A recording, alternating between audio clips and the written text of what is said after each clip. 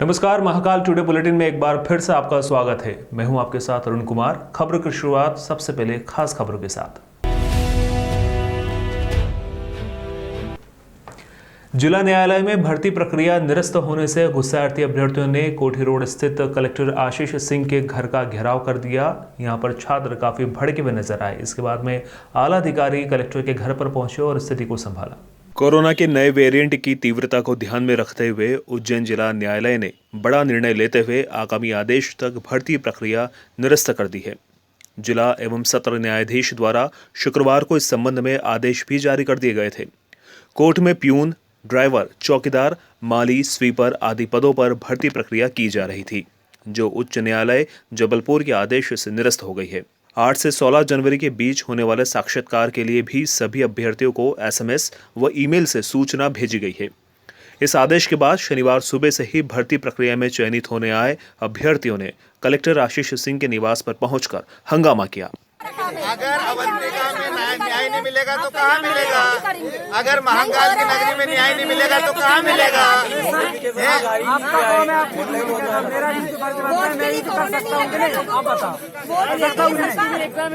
कहीं बाहर से आ रहे हैं, कहीं दूर से आ रहे हैं।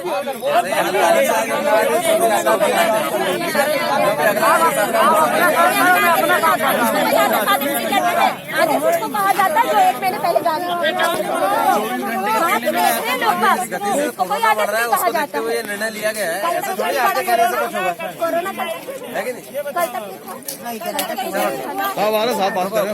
कलेक्टर निवास पर जब ये अभ्यर्थी काफी देर तक डटे रहे तो उन्हें वहां से हटाने के लिए पुलिस फोर्स और SDM संजीव साहू मौके पर पहुंचे।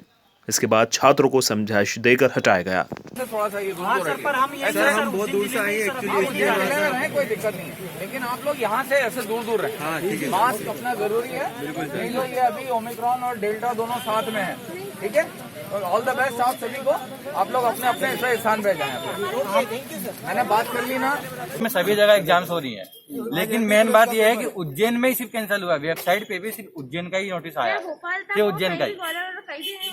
तो परेशान। आज यहाँ पर एक प्यून की वैकेंसी निकली थी उज्जैन में, उसका इंटरव्यू होना था। उसके लिए बैतूल, हरदा, होशंगाबाद, रायसेन, मुरैना, भिंड और पूरे मध्य प्रदेश के एक कोने से हजारों युवा, यहाँ तो कुछ लोग खड़े हैं, बाकी आपको देखेंगे कोठी विलेज से खड़े। मैं मॉर्निंग वॉक करने आया, जब साथियों को पूछा, मैंने आओ भैया चाय नाश्ता करो, मैंने पूछी जब इनकी परेशानी, तो इनको पता पड़ा, ये लोग कह रहे थे कि भैया हमको कोई सूचना नहीं है। कल आज इनको कॉल नोटिस आया था कि आज आपका इंटरव्यू है, आपको बुलाया गया उज्जैन में। तो ये लोग कल से अपने अपने उस वाहनों से, साधन से बेचारे कोई होटल में रुके, 1000 रुपये इन्हें खर्चा करा और यहाँ आकर इनने स्टे करा। सुबह जब अपना इंटरव्यू देने के लिए जब कोठी विलेज पहुंचे तो वहाँ नोटिस चलता मिलता है कि अपरिहार्य कारणों से इसको स्थगित किया जाए और आगे में आदेश तो आपको बताया जाएगा। तो कुछ उस पर किसी का कोई साइन नहीं, ऑथेंटिक आदमी। बाकी आप इन लोगों से पूछो, ये पूरे मध्य प्रदेश के लोग। मैं इतना कहना चाहता हूँ कि आप मध्य प्रदेश के युवाओं के साथ क्यों छलावा कर रहे हो? रोजगार सरकार दे नहीं पा रही है। रोजगार देने के बाद ये बेचारे से कड़ाके की ठंड में हजारों रुपए अपना डीजल, पेट्रोल और गाड़ी घोड़ा का टिकट लगाकर यहाँ पर आए और यहाँ पर इनको सूचना दी जाती है। आज के आधुनिक युग में मैसेज, मेल, सारी सुविधा आप लोगों के पास है। एक टेक्स्ट मैसेज आप कर देते, इनका हमसे आने जाने भाड़ा तो बच जाता। 29 दिसंबर को खाक चौक सांदीपनी आश्रम के समीप सरफराज उर्फ भोलू को सोशल मीडिया की गैंग ने दौड़ा कर चाकू मारे थे और इन्हीं गैंग के 2 सदस्यों को बीती शाम पुलिस ने गिरफ्तार किया है। इस पूरी घटना का खुलासा एडिशनल SP अमरिंदर सिंह ने पुलिस कंट्रोल रूम पर किया। दरअसल 29 दिसंबर की रात खाक चौक सांदीपनी आश्रम स्थित कॉटेज नुमा कैफे पर लड़की के साथ पहुंचे हेलावाड़ी के सरफराज को सोशल मीडिया की गैंग के इन सदस्यों द्वारा दौड़ा कर चाकू मारे गए थे। यहां सोशल मीडिया गैंग के कुणाल उर्फ डोरेमोन और उसके एक अन्य साथी ने सरफराज को गंभीर रूप से घायल कर दिया था, जिसे उपचार हेतु जिला चिकित्सालय पहुंचाया गया था, लेकिन हालत नाजुक होने की वजह से युवक को इंदौर रेफर किया गया था। इस पूरे मामले में खास बात यह है कि सोशल मीडिया गैंग के इन सदस्यों द्वारा पुलिस को लगातार चुनौतियां दी जा रही थी। इस चाकूबाजी में पकड़ाए दोनों आरोपी दुर्लभ कश्यप गैंग के सदस्य बताए जा रहे हैं, जो अपराध करने के बाद सोशल मीडिया के माध्यम से अपना खौफ बनाए रखना चाहते हैं। उनकी वहाँ अफसोस करेगी जन्म को दे दिया नहीं। तुम्हारे एक बाप से पूछ लो जो पढ़ा हुआ है, किसी भीख मांग रहा था सड़कों से, बचा लो बचा लो। जी ने इतना आनंद आ रहा था उसको, मारते माँ की कसम दौड़ लगाते फिर रहा था सड़क पे। कम से कम 500 मीटर दौड़ा के मारा है। इस चौराहे से हक चौक चौराहे से सांदीपनी तक ले गया हूँ। फिर जिसको उसकी याद आएगी उसको भी उसके पास डाल देंगे। जैसे मजा आ रहा था तुम्हारा आऊँ पर भाई छोड़ दो ऐसे चिल्ला जाता, छोड़ दो अब नहीं करेंगे हम।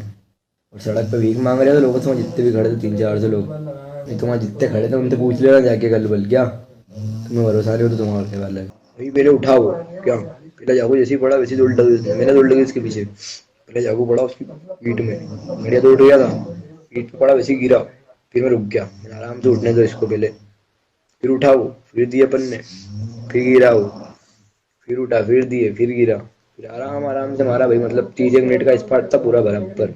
अपराध की दुनिया में अपना डर कायम रखने और आम लोगों में अपना भय पैदा करने के लिए चाकूबाजी की घटना के मुख्य आरोपी कुणाल और डोरेमोन द्वारा फरवरी के दौरान भी सोशल मीडिया पर कई वीडियो अपलोड किए गए। चाकूबाजी की घटना को अंजाम देने वाले इन आरोपियों पर पुलिस ने 10,000 रुपए का इनाम भी घोषित किया था। लगभग एक सप्ताह पहले 29 दिसंबर को हुई इस घटना में सरफराज पर चाकुओं से करीब 5 से 6 वार किए गए थे। घायल ने पुलिस को घटना की जानकारी देते हुए 2 आरोपियों का होना बताया था। इस मामले में थाना जीवाजीगंज पुलिस ने धारा 307 के तहत केस दर्ज किया था। एडिशनल एसपी अमरिंदर सिंह के मुताबिक आरोपियों की धरपकड़ के लिए पुलिस अधीक्षक सत्येंद्र कुमार शुक्ल ने पुलिस की एक स्पेशल टीम का गठन किया था। इस टीम में जीवाजीगंज सीएसपी अश्विन नेगी, जीवाजीगंज थाना प्रभारी गगन बादल और साइबर सेल प्रभारी प्रतीक यादव को आरोपियों को पकड़ने की जिम्मेदारी दी गई। पुलिस थाना जीवाजीगंज को एक बड़ी सफलता मिली है, जिसमें 10,000 का जो इनामी बदमाश था जिसने एक चाकूबाजी की थी उसको पकड़ने में सफलता मिली है। और उसमें जो पूरी टीम है उसमें सीएसपी जीवाजीगंज श्री नेगी और थाना प्रभारी जीवाजीगंज श्री गगन बादल की टीम और साइबर जो प्रभारी हमारे श्री प्रतीक यादव में उनकी जो टीम थी, एक जॉइंट टीम बनाई गई थी। और इनके द्वारा विभिन्न प्रकार से की जो आसपास के क्षेत्र हैं उनमें सब में सर्चिंग की गई, रेड की गई, तो उसमें आरोपी को पकड़ा गया है। इसमें दोनों आरोपी गिरफ्तार हुए जिनके द्वारा 29 दिसंबर के जो शाम को जो घटना हुई थी खाक चौक के पास में, उनमें गिरफ्तार किया गया है। और ये जो आरोपी है ये कहीं ना कहीं सोशल मीडिया पर भी सक्रिय रहते थे। इसमें पुलिस और जो साइबर की टीम है उनके द्वारा सोशल मीडिया का भी एनालिसिस किया गया है। इसमें भी कई जो बेसिकली ऐसे पोस्ट जो अनलॉफुल पोस्ट थी उनको हटवाया भी गया है। इसमें अपील भी करना चाहूँगा कि ऐसे पेरेंट्स या जो बच्चे कहीं ना कहीं आपराधिक लोगों से जुड़े हुए हैं और सोशल मीडिया पर किसी प्रकार से, चाहे वो ट्विटर हो, चाहे वो व्हाट्सएप हो या फेसबुक हो या यूट्यूब है, उस पर अपने कई बार चैनल चलाते हैं और कहीं ना कहीं ऐसे बच्चों को अपराध की तरफ मोड़ते हैं, तो इन लोगों का भी ध्यान भी रखें। पुलिस जो उज्जैन पुलिस है वो काफ़ी कड़ाई से इसमें कार्रवाई कर रही है और लेकिन पेरेंट्स भी इस तरफ ध्यान देंगे तो मुझे लगता है इस मुहिम में और बड़ी सफलता मिलेगी। पूरी जो टीम है उसको पुलिस अधीक्षक महोदय के द्वारा जो इनाम की जो घोषणा जो 10,000 की राशि है उससे पुरस्कृत किया जाएगा। कल पुलिस को मुखबिर से सूचना मिली कि दोनों आरोपी खाक चौक क्षेत्र से निकल रहे हैं। तत्काल घेराबंदी कर आरोपियों को गिरफ्तार कर लिया गया। पुलिस जब आरोपियों की घेराबंदी कर रही थी तो आरोपी भागने लगे। बारिश और कीचड़ होने की वजह से आरोपी फिसल गए, जिससे दोनों आरोपी घायल भी हुए। आरोपियों को शनिवार को जिला न्यायालय में पेश कर रिमांड मांगा गया। केरल राज्य के राज्यपाल शुक्रवार शाम को उज्जैन शहर पहुंचे। रात्रि विश्राम के बाद में आपने सबसे पहले शनिवार की सुबह बाबा महाकाल के दरबार में मत्था टेका। यहां पर बाबा महाकाल के दर्शन के साथ ही पंडितों के साथ पूरे विधि विधान के साथ आपने पूजन अर्चन भी किया।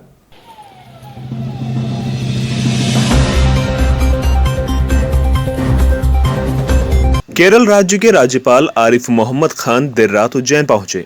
रात्रि विश्राम के बाद राज्यपाल ने अलसुबह बाबा महाकालेश्वर मंदिर में होने वाली भोग आरती में बाबा के दर्शन लाभ लिए। जहां कोविड गाइडलाइन का पालन करते हुए आरिफ मोहम्मद खान ने बैरिकेडिंग के बाहर से ही पुजारी द्वारा विधि विधान से पूजन अभिषेक कर दर्शन लाभ लिए।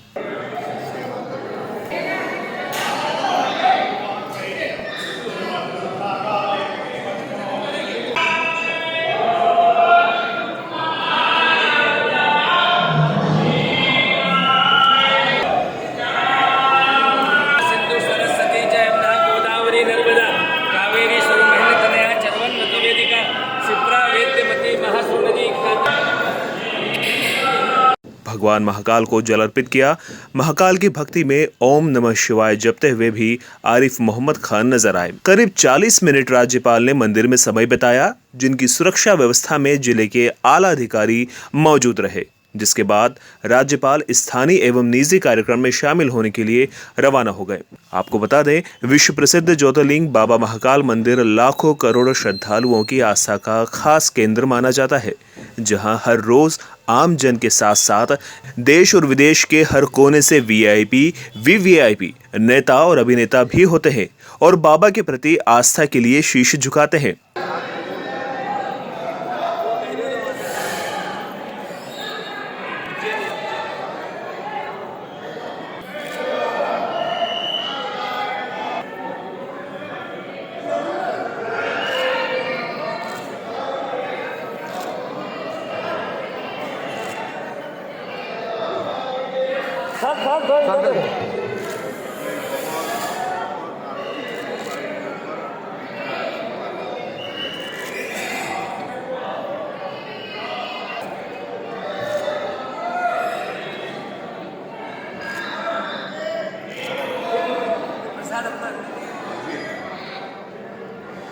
बताना ठीक नहीं होता है क्या मांगा, लेकिन एक चीज़ तो है ही कि अपने देश का कल्याण हो, अपने देश की प्रगति हो, विकास हो। आज हम एक बड़े संकट से जूझ रहे हैं, तो बताएं या ना बताएं, लेकिन मन में एक ये बात तो होती है कि हम ये मांग रहे हैं कि हम इस संकट से बाहर आएं और अपने हमारे प्रगति और विकास के रास्ते पे तेज़ी से आगे बढ़ें। 15 से 18 वर्ष के वैक्सीनेशन अभियान के तहत नागजिरी में स्थित रहने वाले एक छात्रा को इसी अभियान के तहत वैक्सीनेशन लगाया गया, जिसके बाद में उसकी तबीयत अचानक खराब हो गई, जिसे जिला चिकित्सालय में भर्ती कराया गया। उज्जैन में कोरोना वैक्सीन के बाद एक छात्रा की तबीयत बिगड़ने का मामला सामने आया है। घटना शनिवार की है। दरअसल कॉर्मल स्कूल में पढ़ने वाली छात्रा गरिमा ने सुबह स्कूल में वैक्सीन लगवाई थी। वैक्सीन लगने के बाद अचानक सीने में दर्द होने लगा। इस बात के परिजनों को सूचना दी गई और छात्रा को तत्काल जिला चिकित्सालय लाया गया। यहां हालत में सुधार नहीं होने के बाद छात्रा को निजी चिकित्सालय के आईसीयू में भर्ती किया गया। अभी छात्रा की हालत स्थिर बताई जा रही है। यहां भी आपको ये भी बताते चले कि छात्रा ने 15 से 18 वर्ष आयु वर्ग के विद्यार्थियों को लग रही वैक्सीनेशन अभियान के तहत वैक्सीन लगवाई थी। मध्य प्रदेश में बढ़ते कोरोना संक्रमण को देखते हुए शिक्षा के स्तर पर एक बड़ा फैसला लिया गया है। 10 जनवरी से दोबारा कॉलेजों में ऑनलाइन पढ़ाई शुरू होगी, तो वहीं 15 जनवरी तक छात्रों को हॉस्टल खाली करने के निर्देश भी दिए गए हैं। उज्जैन में कॉलेज स्तर की पढ़ाई को लेकर इंजीनियरिंग कॉलेज ने एक बड़ा फैसला लिया है। ये फैसला लेते हुए फर्स्ट सेमेस्टर की पढ़ाई को ऑनलाइन करने के आदेश जारी कर दिए गए। अब सोमवार यानी 10 जनवरी से फर्स्ट सेमेस्टर के छात्र छात्राओं की पढ़ाई ऑनलाइन कराई जाएगी। कोरोना संक्रमण के चलते शासकीय इंजीनियरिंग कॉलेज के प्राचार्य डॉक्टर जे.के. श्रीवास्तव ने इस संबंध में आदेश जारी कर दिए हैं। ऑनलाइन क्लासेस के बारे में उन्होंने कॉलेज में नोटिस छपवाकर अगले आदेश तक पढ़ाई ऑनलाइन कराने के निर्देश दिए हैं। वहीं शासकीय इंजीनियरिंग कॉलेज कैंपस में रह रहे छात्र छात्राओं को हॉस्टल खाली करने के लिए भी कहा गया है। सभी छात्र छात्राओं को 15 जनवरी के पहले तक हॉस्टल खाली करने के निर्देश दिए गए हैं। हॉस्टल में अभी तक 100 के लगभग छात्र छात्राएं रह रहे हैं, जो आसपास के जिलों से पढ़ाई करने के लिए हॉस्टल में रह रहे हैं। उन्हें अब घर जाने को कहा गया है। कॉलेज के प्राचार्य ने अपने नोटिस में बताया कि बीटेक, एमई, एमटेक के प्रथम सेमेस्टर के टेस्ट पूर्व निर्धारित समय पर ऑनलाइन ही कराए जाएंगे। वहीं विक्रम विश्वविद्यालय को अभी उच्च शिक्षा से जुड़े कॉलेज के छात्र छात्राओं की परीक्षाओं को लेकर निर्णय करने के लिए शासन के आदेश का इंतजार है, जबकि भोपाल की 3 यूनिवर्सिटी में कोरोना के मामले सामने आए हैं। महाविद्यालय के प्राचार्य ने निर्णय लिया है कि सारी जो फर्स्ट ईयर की क्लासेस ऑफलाइन हो रही थी वो 10 तारीख से ऑनलाइन मोड में होंगी। इसमें एमई, एमटेक और बीटेक का फर्स्ट ईयर, क्योंकि बाकी बच्चों की ऑलरेडी परीक्षा चालू हो चुकी है, तो जिनकी क्लासेस लग रही है वो ऑनलाइन होंगी। और हॉस्टल जो है जिसमें बच्चे रहते हैं, गर्ल्स हॉस्टल और बॉयज़ हॉस्टल, उनको खाली कराने का निर्देश दिया है 15 तारीख तक। शनिवार तक उनको खाली करने का निर्देश दिया है। करीब कितने बच्चे अभी हॉस्टल में? हॉस्टल में करीब 30-35 गर्ल्स हैं और करीब 40 करीब बॉयज़ हैं, जो कि फर्स्ट ईयर के ही बच्चे हैं ज़्यादातर। दिन पहले एक विभागाध्यक्ष के साथ मीटिंग में प्राचार्य ने कोरोना की बढ़ती हुई स्थिति के बारे में एक आकलन किया था और ये निर्णय लिया था कि इसको आयुक्त को एक चिट्ठी लिख के अवगत कराया जाए, क्योंकि उज्जैन जो है एक इस तरीके का स्पॉट डेवलप हो रहा था कि जहाँ पे कोरोना बढ़ रहा है। तो उसका अभी हालांकि जवाब नहीं आया है, पर उसके प्रत्याशा में निर्णय लिया गया है। और इस निर्णय के पीछे इंदौर का जो SGS ITS कॉलेज है उनके डायरेक्टर से भी बातचीत की है। उन्होंने भी, चूँकि इंदौर में स्थिति खराब है, तो दोनों कॉलेज के डायरेक्टरों ने स्वतः संज्ञान लेकर ही ये निर्णय लिया है। और इधर बिजली के बिल अधिक आने से शांति नगर के रहवासी महिलाओं ने भाजपा लोक शक्ति भवन के आगे धरना प्रदर्शन किया। उज्जैन के फ्रीगंज स्थित भाजपा कार्यालय पर शनिवार को उस समय हंगामा देखने को मिला जब यहां शांति नगर क्षेत्र की महिलाएं प्रदर्शन कर रही थी। प्रदर्शनकारियों का कहना है कि उनकी क्षमता 200 रुपये प्रति माह बिजली बिल भरने की है, जबकि उनका बिल 5,000 रुपये से अधिक आ रहा है। कोरोना संक्रमण के दौरान लगे लॉकडाउन में भी उनका बिल काफी अधिक आया था, जिसे उन्होंने जैसे तैसे भर दिया था। यहां भाजपा कार्यालय पर मौजूद पदाधिकारियों ने महिलाओं को समझाइश दी और बढ़ा हुआ बिल कम करवाने का आश्वासन भी दिया। जानकारी देते हुए शांतिनगर निवासी महिला हेमलता टटवाल ने बताया कि बीते कई महीनों से बिजली का बिल 5,000 से लेकर 23,000 तक आ रहा है। इस वजह से हमें परिवार में कई समस्याओं का सामना करना पड़ रहा है। वहीं प्रदर्शन कर रही महिलाओं का कहना है कि हम घर चलाएं या बिजली का बिल भरें, हमारे घर में लिमिटेड बिजली के उपकरण हैं और बिल 23,000 तक आ रहे हैं। हमारी कॉलोनी में सभी मजदूरी करने वाले लोग रहते हैं। हमारी क्षमता है, हम 200 रुपए तक का बिजली का बिल जमा कर सकते हैं। हमारी मांग ये है कि 200 रुपए बिल आए। हमारी क्षमता यही है कि हम 200 रुपए से ज्यादा भर नहीं सकते। क्या?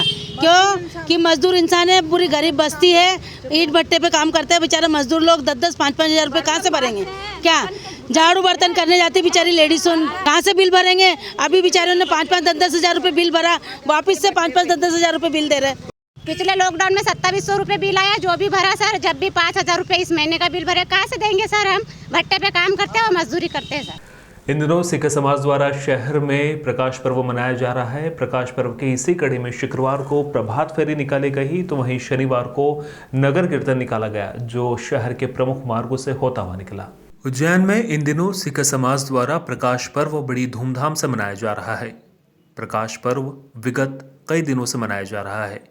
पर्व की जानकारी देते हुए सिख समाज के जिम्मेदारों ने बताया कि शहर में बीते 15 दिनों से प्रकाश पर्व बड़े उत्साह के साथ मनाया जा रहा है। इसके चलते कल शुक्रवार को सुबह प्रभात फेरी निकाली गई। ये प्रभात फेरी शहर के प्रत्येक गुरुद्वारे से निकाली गई। वहीं आज शनिवार को नगर कीर्तन किया जा रहा है। ये कीर्तन शहर के विभिन्न मार्गों से होता हुआ निकाला गया। समाजजनों का ये भी कहना है कि नगर कीर्तन के माध्यम से गुरु साहेब नगर भ्रमण पर निकलकर लोगों का हाल जानते हैं।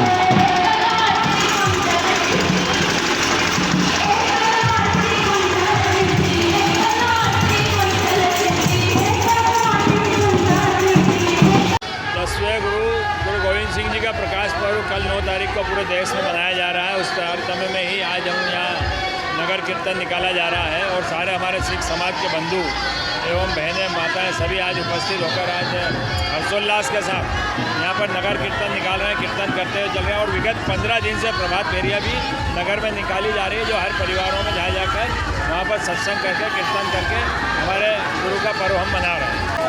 आज का कार्यक्रम आज श्री गुरु गोविंद सिंह जी का प्रकाश पर्व है। उस प्रकाश पर्व के उपलक्ष्य में नगर कीर्तन निकाला जा रहा है। ये है कार्यक्रम यहाँ का। कितने दिवसीय कार्यक्रम हो रहा है ये पिछले कुछ 10-15 दिन पहले से प्रोग्राम आरंभ हुआ था। सबसे पहले प्रभात फेरियाँ निकली, जो कि सुबह हर गुरुद्वारे से आरंभ हो रही थी। उज्जैन के जितने भी गुरुद्वारे हैं सभी गुरुद्वारे से प्रभात फेरियाँ आज निकली, जिसका समापन कल 7 तारीख को हुआ था। आज 8 तारीख को नगर कीर्तन के रूप में जो गुरुदेव है हमारे गुरु साहब है नगर भ्रमण के लिए है। जम्मू कश्मीर और गुजरात में पश्चिमी विक्षोभ के कारण लगातार 3 दिन और बारिश होने की संभावना है। शुक्रवार सुबह दिन भर हल्की बूंदाबांदी रही, लेकिन शाम को तेज बारिश हुई। शनिवार की दिन भी बारिश की संभावना बनी हुई है। शुक्रवार को जो बारिश हुई उसके साथ में ग्रामीण क्षेत्रों में कई जगह ओलावृष्टि भी हुई, जिसके कारण खड़ी फसलें खराब भी हुई हैं। झमाझम बारिश से लगातार दूसरे दिन भी शहर तरबतर हो गया। दिन भर बादल छाए रहने के बाद करीब रात 9 बजे शहर के कुछ इलाकों में बूंदाबांदी के बाद तेज बारिश शुरू हो गई, जो रात करीब 1 बजे तक रुक रुक कर जारी रही। इससे अनेक जगहों पर सड़कों पर जल जमाव हो गया। बारिश के साथ ओले गिरने से जिले के कई ग्रामीण क्षेत्रों में फसलों का नुकसान भी हुआ। उज्जैन के गोंदिया और लेकोड़ा में तेज बारिश के साथ करीब 15 मिनट तक ओले गिरने से पूरी सड़क बर्फ से चादर की तरह ढक गई। बर्फ गिरने से खेतों में खड़ी गेहूं, धनिया और बटले के अलावा लहसुन, प्याज, चना की फसलों में काफी नुकसान हुआ है।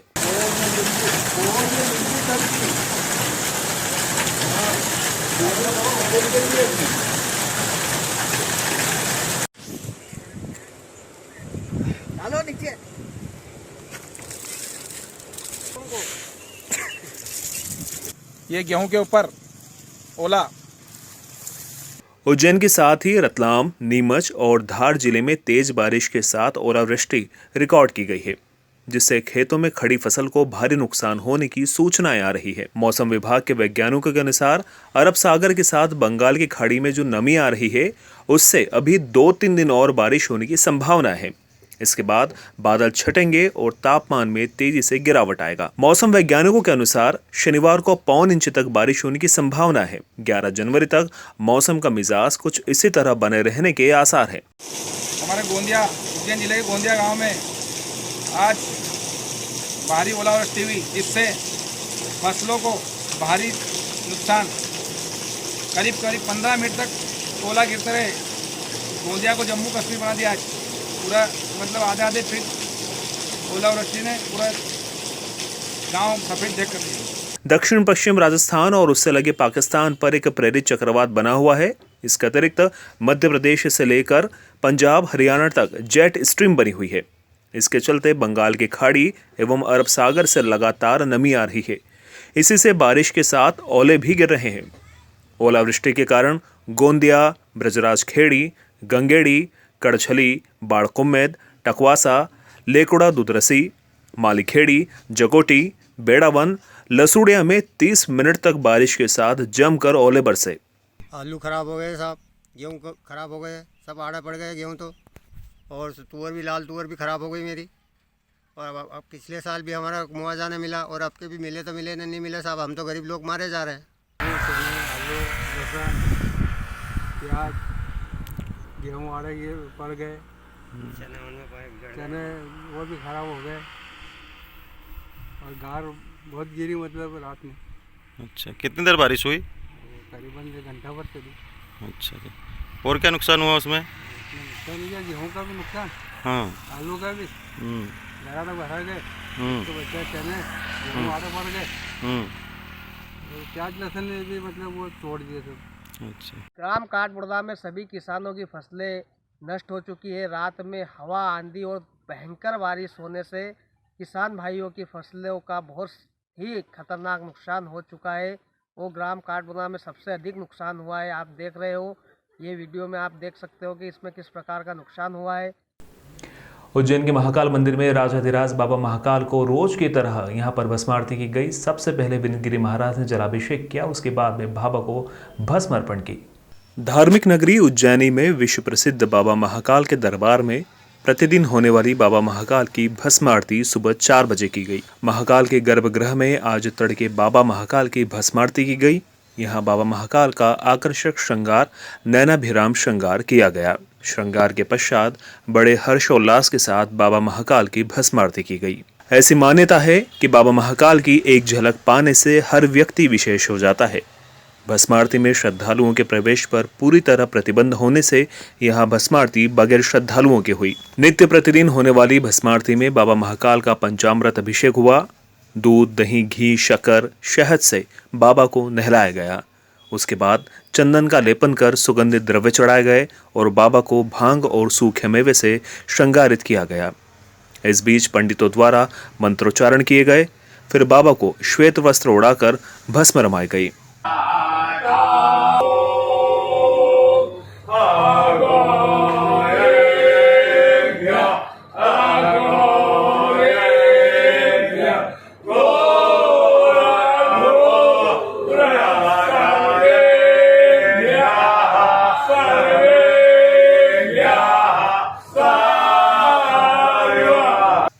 भस्मीभूत होने के बाद झांझ, मंजीरे, ढोल, नगाड़े, शंखनाद और जय महाकाल के उद्घोष के साथ बाबा की भस्म आरती की गई।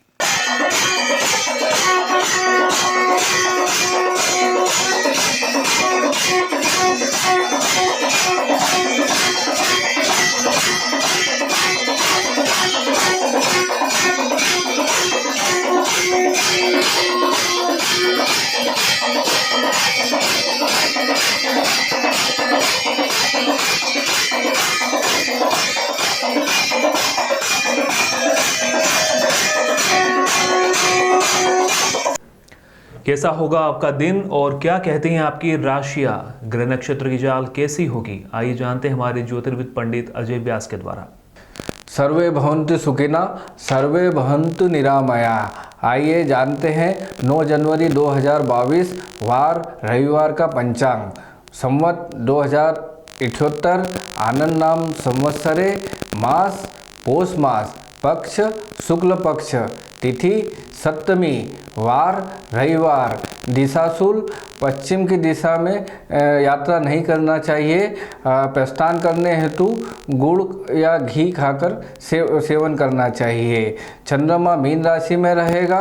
राहु काल 4:30 से 6। आइए जानते हैं आज का राशिफल। मेष राशि, धन लाभ हो सकता है परंतु अधिक खर्च से बचे, यात्रा हो सकती है। भाग्य प्रतिशत 80।